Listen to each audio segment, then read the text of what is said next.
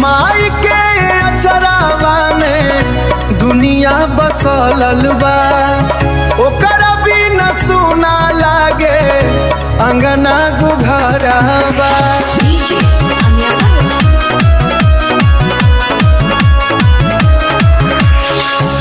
दूधवा पियवले गोदी में सुतवले, दुखिया दिन में हंस के साथ निभावले। हो माई रे माई तोहर बिना का होई, तोहर ममता से जिंदगी रोशनी होई।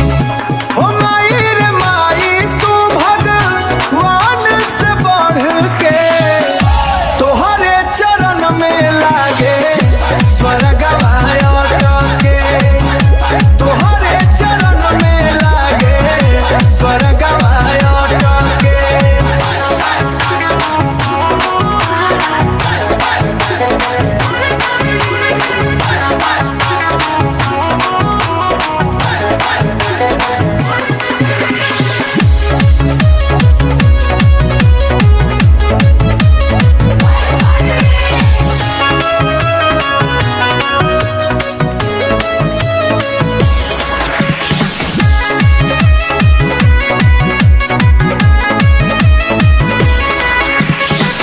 भूखे रह के हमके खिलवले ले रोटी, आँख में सपना दिल में ममता मोटी।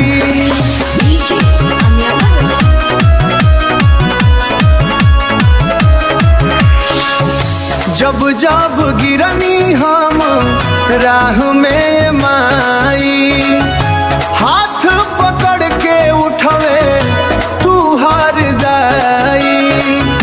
हो माई रे माई तोहरे नाम से सवेरा, तोहरे दुआ से चमके भाग हम ढेरावा।